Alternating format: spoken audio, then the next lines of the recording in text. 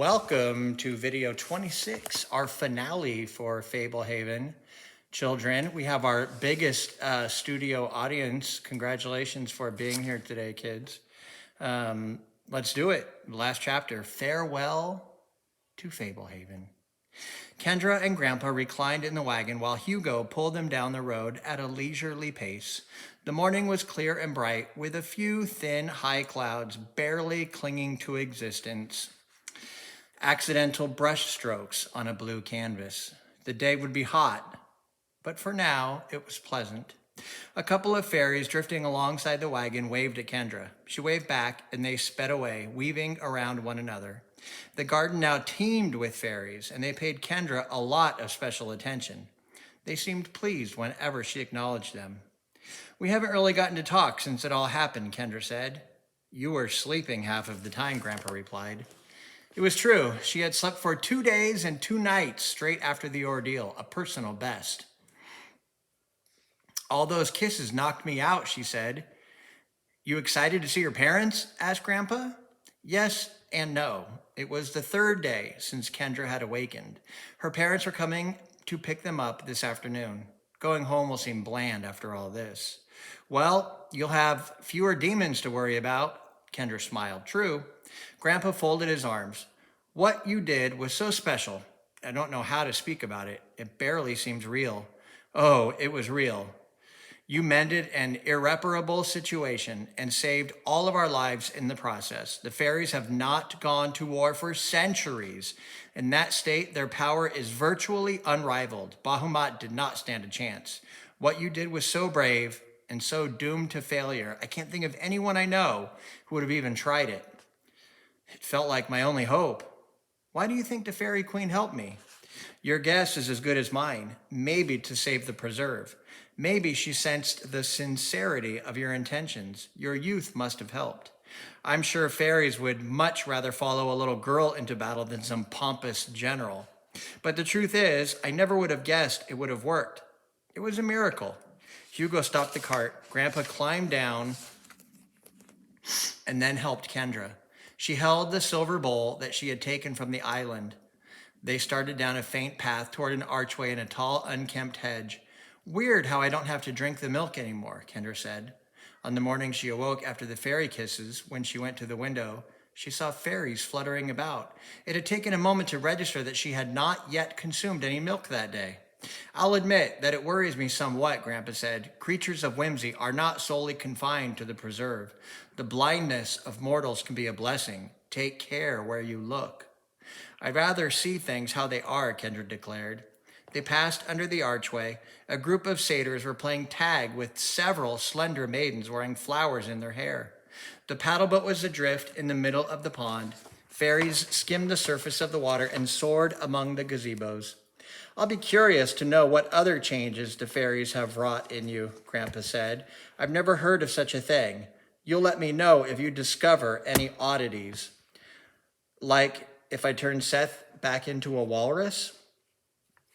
"I'm glad you can joke about it, but I'm serious." They walked up the steps to the nearest pavilion. "Just toss it in," Kendra said. "I think it would be best," Grandpa said. "If the bowl came from that island, you should give it back." Kendra threw the bowl like a frisbee. It landed in the water. Almost immediately, a hand shot up and snatched it. There you go.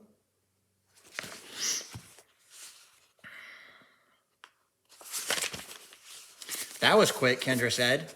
"It will probably end up down with Mendigo." "The Naiads respect the Fairy Queen. They'll make sure the bowl ends up where it belongs."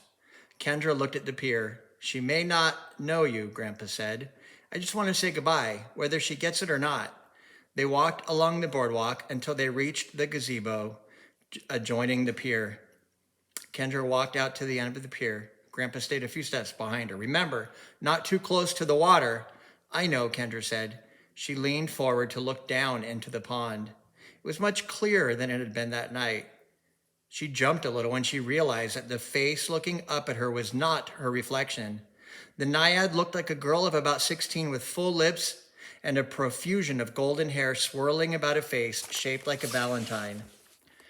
"I want to talk to Lena," Kendra said loudly, overpronouncing the words. She may not come, Grandpa said. The naiad kept staring up at her. Get Lena, please, Kendra repeated. The naiad swam away. She'll come, Kendra asserted. They waited. Nobody came. Kendra studied the water. She turned her hands into a megaphone around her mouth. Lena, this is Kendra. I want to speak with you. Several minutes passed. Grandpa waited with her patiently. Then a face rose almost to the surface of the water, right at the end of the dock. It was Lena.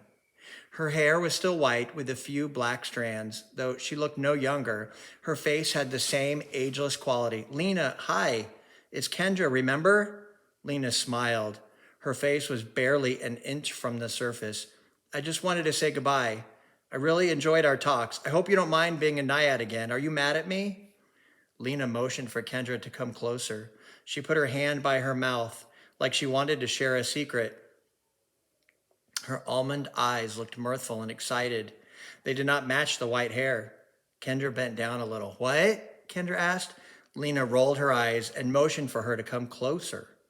Kendra crouched a little more, and in the same instant that Lena reached up for her, Grandpa Sorensen pulled her back. I told you, Grandpa said. She is no longer the woman she was back at the house. Kendra leaned forward just enough to peer over the edge again. Lena stuck her tongue out and swam away. At least she isn't suffering, Kendra said. Grandpa walked her back to the gazebo in silence. She told me she would never choose to return to life as a naiad, Kendra said after a while. She said it more than once. I'm sure she meant it, said Grandpa. From where I stood, didn't look like she went willingly. I noticed the same thing. I worried she might be suffering. I thought maybe she needed us to save her. Are you satisfied, Grandpa asked. I'm not even sure she remembered me, Kendra admitted. At first, I thought she did, but I bet she was faking, trying to get me close enough to drown me. Probably. She doesn't miss being human. Not from her current point of view, Grandpa agreed, much like how being a naiad did not sound very fulfilling to her from a mortal perspective. Why would the fairies do that to her? I don't think they saw it as a punishment. Lena was probably a victim of good intentions. But Lena was arguing with them. She didn't want to go. Grandpa shrugged. The fairies might have known that once they restored her, she would change her mind. Looks like they were right. Remember, the fairies experience existence like the naiads. From their point of view, Lena was out of her mind wanting to be mortal. They probably thought they were curing her insanity. I'm glad they restored everybody else, Kendra said. They just restored Lena a little too much. Are you sure? She was a naiad to begin with. She didn't like the idea of aging. At least she won't die now or get any older. No, she won't. I still think she would rather be human. Grandpa frowned. You may be right. Truth be told, if I knew a way to reclaim Lena, I would. I believe once she was mortal again, she'd be grateful. But a naiad can only descend to mortality voluntarily. In her current state, I doubt she would make that choice. I am sure she is very disoriented. Perhaps in time, she will gain some perspective.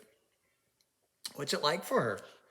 No way to be sure. For all I know, this is a unique occurrence. Her memories of mortality are apparently distorted, if she retains them at all. Kendra unconsciously twisted the sleeve of her shirt, a pained expression on her face. So we just leave her there? For now, I will do some research and give the matter considerable thought. Don't tear yourself up about it. Lena would not want that.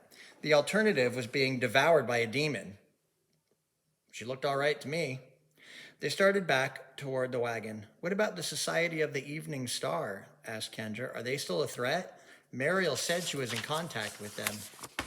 Grandpa pinched his bottom lip. The society will be a threat as long as it endures. It is difficult for an uninvited guest to gain access to a preserve, mortal or not. Some would say impossible, but the society has shown repeated resourcefulness at circumventing so-called impossible obstacles. Fortunately, we foiled their attempt to use Muriel to free Bahamut and overthrow the preserve, but we now know they have learned the whereabouts of Fablehaven. We will have to be more vigilant than ever. What secret artifact is hidden here? It's unfortunate that your grandmother had to share that secret with you. I realize it was a precaution in case both of us were incapacitated. But the knowledge is a terrible burden to place on children. You must never speak of it. I have tried to impress the idea on Seth as well. Heaven help us all. I am the caretaker of Fablehaven, and I know little about the artifact, save that it is hidden somewhere on the property. If members of the Society of the Evening Star are aware that the artifact is here, and we have every reason to believe they are, they will stop at nothing to penetrate our defenses and lay their hands on it. What will you do? Kendra said. What we always do, Grandpa said. Consult with our allies and take every measure to ensure that our defenses remain intact. The Society has known the location of dozens of preserves for centuries and yet has failed to infiltrate them. They may pay us extra attention, but unless we let our guard down, there is little they can do. What about that ghost lady, the one who escaped while the fairies were trapping Bahamut? I do not know her story, except that she was obviously colluding with our enemies. I have never met many of the dark beings who lurk in the inhospitable corners of Fablehaven. They reached the wagon. Grandpa boosted Kendra up and then climbed in himself. Hugo, take us home. They rode in silence. Kendra considered all they had discussed, the fate of Lena and the impending threat of the Society of the Evening Star. The fateful night that had seemed like the end of her problems was starting to look like just the beginning. Up ahead, off to the side of the road, Dale was chopping a fallen tree into firewood. Drenched in sweat, he swung the axe aggressively. As the wagon rolled by, he glanced up at Kendra. She smiled and waved. Dale gave a tight smile and looked away, returning to his chore. Kendra frowned. What's up with Dale lately? Do you think being turned to lead traumatized him? I doubt he felt a thing. He's beating himself up over something else. What? Don't say a word about this to him. Grandpa paused, glancing back toward Dale, then went on speaking. He feels bad that his brother Warren wasn't present when the fairies were curing everybody. Grandpa said Dale's brother is catatonic. I still haven't met him. Could the fairies have helped? Grandpa shrugged, considering that they put Lena back in the water, changed imps back into fairies, and remade Hugo out of a pile of rubble. Yes, I imagine they could have helped Warren. Theoretically, any magic that can be done can also be undone. Grandpa scratched his cheek. You have to understand, last week, I would have said there was no way of curing Warren. Believe me, I have investigated the subject thoroughly, but I've never heard of an imp changing back into a fairy either. It simply does not happen. I wish I'd thought of it, Kendra said. Warren didn't even cross my mind. Not your fault in the slightest. Warren wasn't just in the right place at the right time. I'm grateful the rest of us were. How did Warren get like that? That, my dear, is part of the problem. We have no idea. He disappeared for 3 days. On the 4th, he returned white as a sheet. He sat down in the garden and hasn't said a word or responded to anyone since. He can chew food and walk if you lead him. He can even do some simple chores if you get him started, but no communication. His mind has flown. Hugo stopped at the edge of the yard. Grandpa and Kendra climbed down. Hugo, see to your chores. The golem hauled the cart away. I'm going to miss this place, Kendra said, taking in the bright flowers, attended by glittering fairies. Your grandmother and I have waited a long time to find somebody like you among our posterity, Grandpa said. Trust me, you'll be back. Kendra, Grandma called up the stairs. Your folks are here. I'll be right down. Kendra sat alone on her bed in the playroom. Seth was already downstairs. She'd packed her bags and helped him with his. Kendra sighed. When her parents had first dropped her off, she had counted the days until their return. Now, she felt almost reluctant to see them.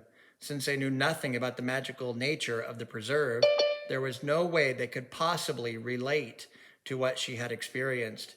The only person she could share it with was Seth. Anyone else would think she was insane. Just thinking about it made her feel isolated.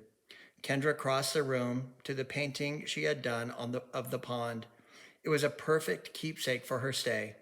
A paint by numbers drawn by a naiad depicting the location of the bravest act of her life. Yet she hesitated to bring it. Would the image stir too many painful memories? Many of her experience here had been dreadful. She and her family had nearly been killed. And she had lost a new friend when Lena returned to the pond. At the same time, the painting might make her long for the enchanted world of the preserve. So many aspects of Fablehaven were wonderful. Life would seem so dry after the extraordinary events of the past couple of weeks. Either way, the painting might cause her pain, but of course, those memories would persist with or without the picture of the pond. She picked it up. The rest of her bags were already downstairs. She cast a final glance around the playroom, treasuring up the details, and walked out the door. She went down the stairs along the hall and started down the staircase to the entry hall. Her mom and dad stood in the entry hall, smiling up at her. They had notably gained weight, especially Dad. He looked 20 pounds heavier. Seth stood near Dad, clutching his painting of the dragon. "You did a painting too, Mom exclaimed. "Kendra, it's gorgeous." "I had help," she said, reaching the bottom of the stairs. "How was the cruise?" "We made a lot of memories," Mom said. "Looks like Dad ate plenty of snails," Seth said. Dad rubbed his belly. "Nobody warned me about all the desserts." "You ready, honey?" Mom said, putting an arm around Kendra. "Aren't you going to look around?" Kendra asked. "We walked the grounds a bit while you were upstairs and toured the lower rooms. Was there something in particular you wanted to show us?" "Not really." "We should probably get going," Dad said, opening the front door. Not too many days ago, that door had been mangled and an arrow had protruded from the frame. Outside, Dale was loading the last of the bags into the SUV. Grandma and Grandpa waited nearby in the driveway. Dad helped Kendra and Seth load their paintings while Mom thanked Grandma and Grandpa Sorensen profusely. "It was our pleasure," Grandma said earnestly. "You'll have to let them visit again sometime soon," Grandpa insisted. "I'd like that," Kendra said. "Me too," Seth agreed. Seth and Kendra hugged their grandparents goodbye and then climbed into the SUV. Grandpa winked at Kendra. Dad started the engine. "You kids have a good time?" "Yeah," Seth said. "Amazing," Kendra added. "Remember how worried you were when we dropped you off?" Mom said as she buckled her seatbelt. "I bet it wasn't half as scary as you imagined." Kendra and Seth shared a very special look. The end.